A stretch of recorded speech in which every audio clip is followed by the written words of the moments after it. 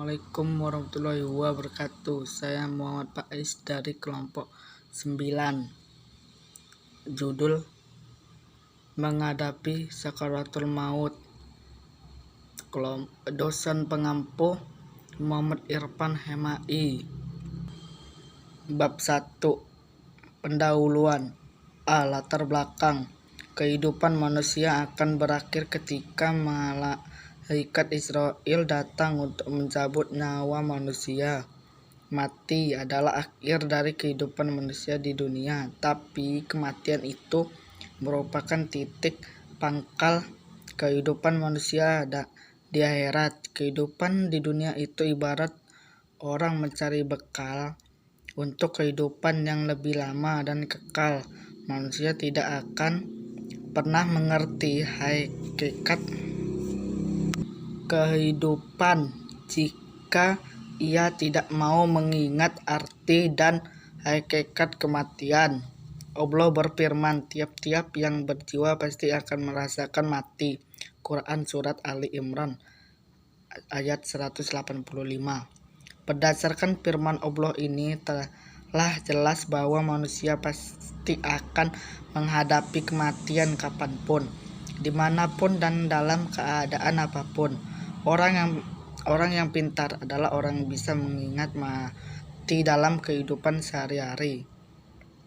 Dengan mengingat kematian, manusia akan lebih bijak dan berhati-hati meningkatkan keimanan dan ketakwaan pada Allah SWT.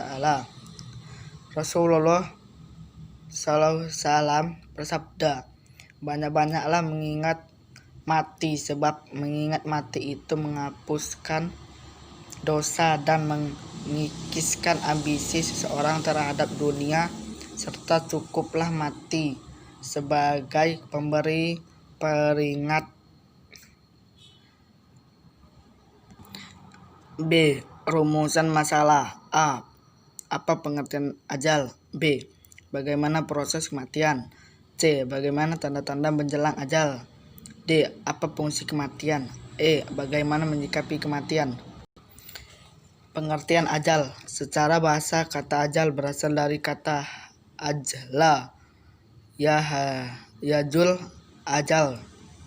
Menurut Al-Khalil Al-Fahidi dalam kitab Al-Ain dan As-Hasib di dalam Al-Mufilukha dikatakan ajlah Aisyah uyajlalu wa ajalun, artinya makdu al-ajil atau lawan dari segera. Dengan demikian al-ajal atau bentuk pluralnya al-hajulu secara bahasa artinya terlambat atau tertunda. Selain itu, secara bahasa kata ajal juga memiliki beberapa makna sebagai berikut. 1.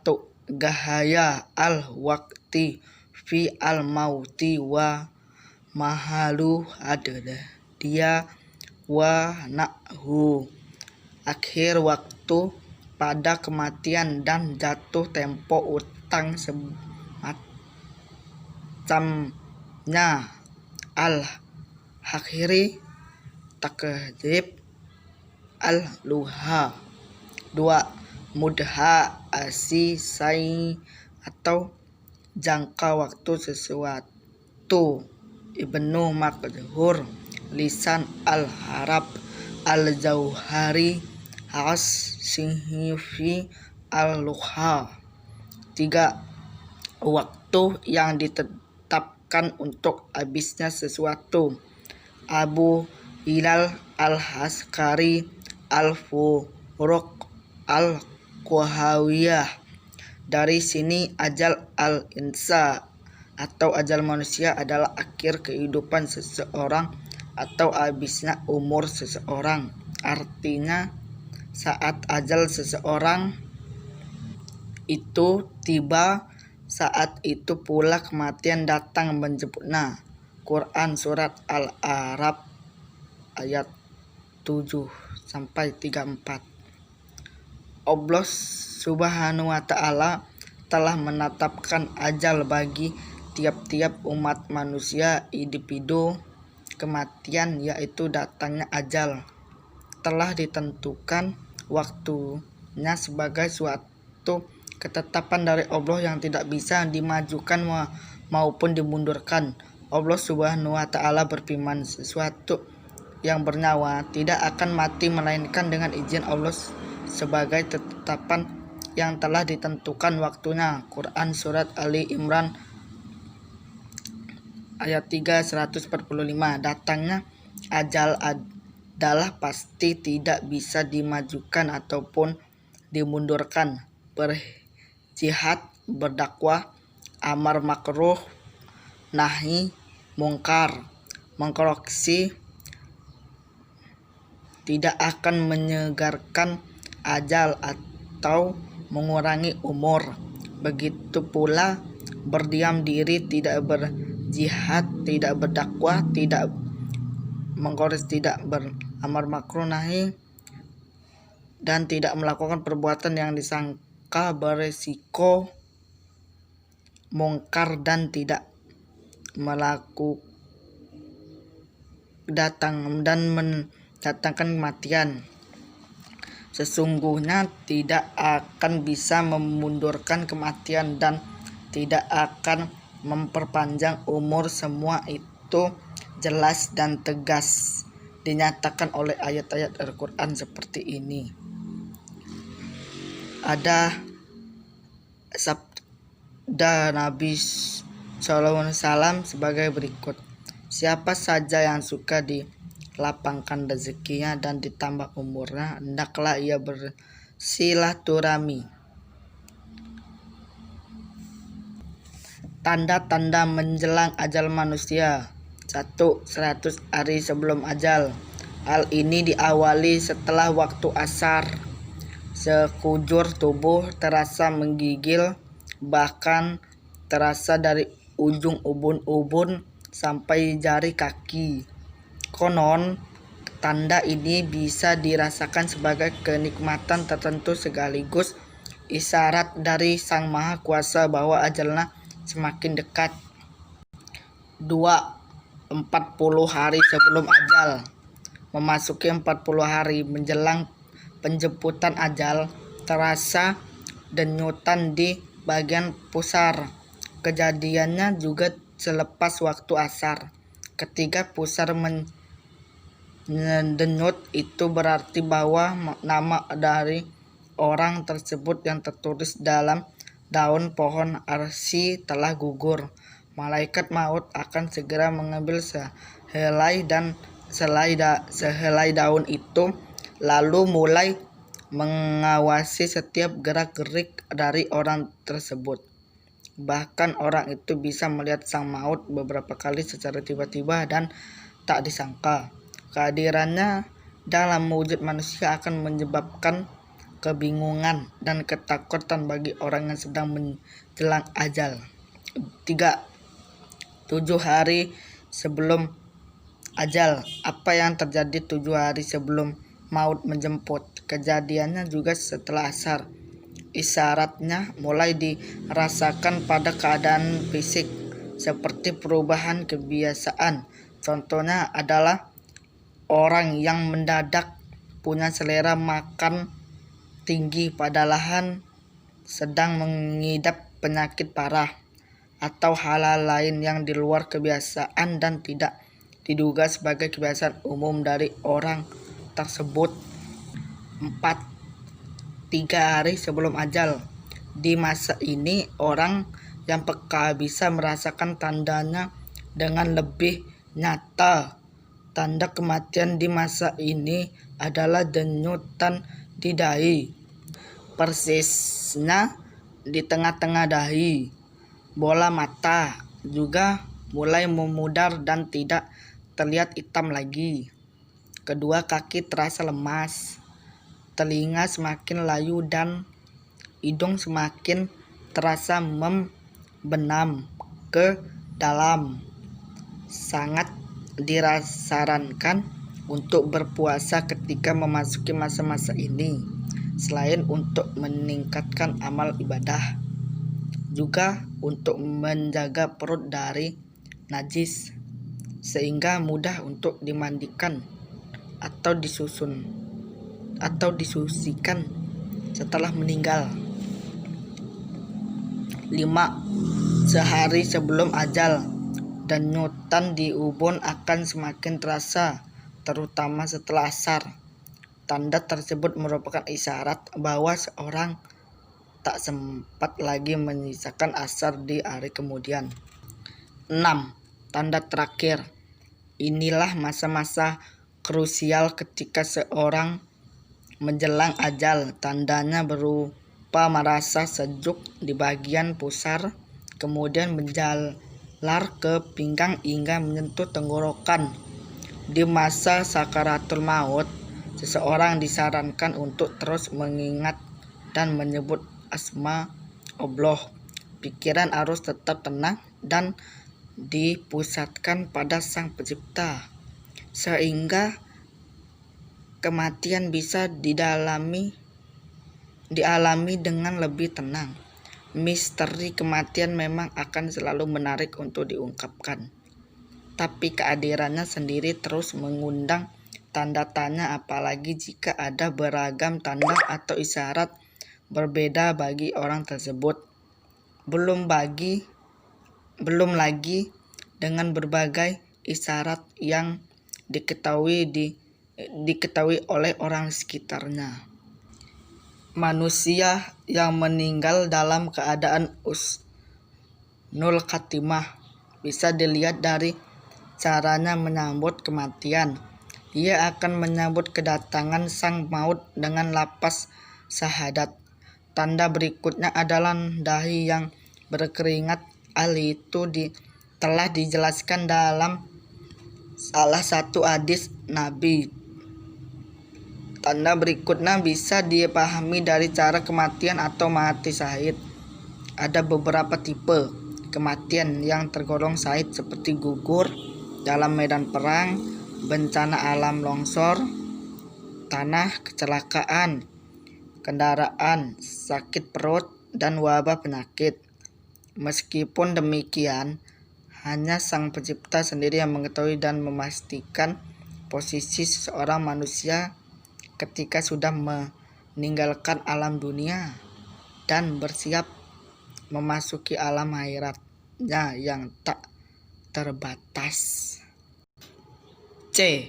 Proses kematian atau sakaratul maut. 1.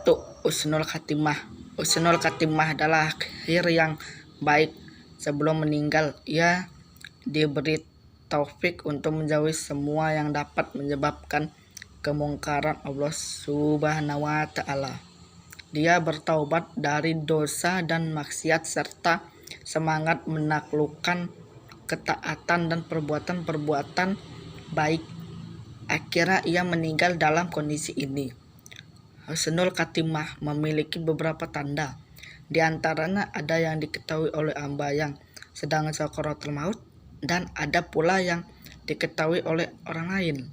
Tanda husnul khatimah yang hanya diketahui hanya hamba yang mengalaminya, yaitu diterimanya kabar gembira saat sakaratul maut berupa ridho Allah sebagai anugerahnya. Kronologis dan tahap sakaratul maut dari seseorang mukmin adalah sebagai berikut. Ialah akan didatangi oleh seorang malaikat yang membawa sutera. Di dalamnya terdapat bau khas duri dan wewangian dari surga. Kemudian nyawanya akan ditarik sebagaimana rambut yang ditarik dari tepung. Kemudian dikatakan pada nyawa itu, "Hai jiwa yang tenang, keluarlah engkau dengan perasaan rela menuju ridho Allah Subhanahu wa Ta'ala." Akhirnya roh itu diletakkan di atas sutera tersebut. Tujuan akhirnya akan masih melewati 7 lapis langit dahulu. Dalam tiap tingkatan langit roh itu akan ditanya roh tersebut baik atau tidak, dan jika baik maka roh itu oleh langit akan diagung-agungkan dan selalu dimintakan ampunan pada Allah Subhanahu wa Ta'ala. Tinggi. D. Fungsi kematian. Adakah fungsi kematian bagi manusia? Bila jawabannya didasarkan atas akal, tentu sulit menjawabnya. Fungsi kematian ada apabila jawabannya bersumber dari ajaran-ajaran agama. Ajaran agama tidak memandang semata-mata sebagai kematian fisik, tetapi berfungsi rohaniyah, yaitu untuk memberikan pembalasan kepada manusia sesuai dengan amal perbuatannya sewaktu ia hidup. Orang yang mengikuti ajaran agama dengan sebenarnya dan sebaik-baiknya akan dijamin masuk surga, dan sebaiknya orang tidak mengikuti ajaran agama akan masuk neraka. Kalau demikian, kematian itu dapat merupakan bencana atau nikmat. Fungsi kematian adalah untuk menghentikan budidaya prestasi dan sumbangan seluruh potensi kemanusiaannya. Maka kematian itu bukan akibat kesalahannya atas dosanya kepada orang lain atau tumbal, melainkan karena takdir. E. Sikap menghadapi kematian.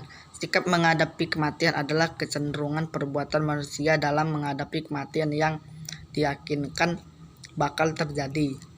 Sikapnya bermacam-macam sesuai dengan keyakinan dan kesadaran. 1. Orang yang menyikapkan dirinya dengan amal perbuatan yang baik karena menyadari bahwa kematian bakal datang dan mempunyai makna rohaniyah. 2. Orang yang mengabaikan peristiwa kematian, yang menganggap kematian sebagai peristiwa alamiah yang tidak ada makna rohaniyahnya. 3. Orang yang merasa takut atau keberatan untuk mati karena terpukau oleh dunia materi. Orang-orang yang ingin melarikan diri dari kematian karena menganggap bahwa kematian itu merupakan berencana yang merugikan, mungkin karena banyak dosa, mungkin hidup tanpa norma, atau beratnya menghadapi keharusan menyikapkan diri untuk mati. Dari uraian di atas dapat dikemukakan pokok-pokok pikiran tentang sebagai berikutnya. 1. Mati adalah berhentinya budidaya manusia secara total. 2. Proses kematian menyangkut segi fisik dan segi rohani. 3. Sikap manusia menghadapi kematian bermacam-macam. 4. Kesimpulan konsepsi. 4. Kematian merupakan pengalaman akhir dari kehidupan seseorang. Sekian, terima kasih. Dari kelompok 9 bernama Muhammad Faiz.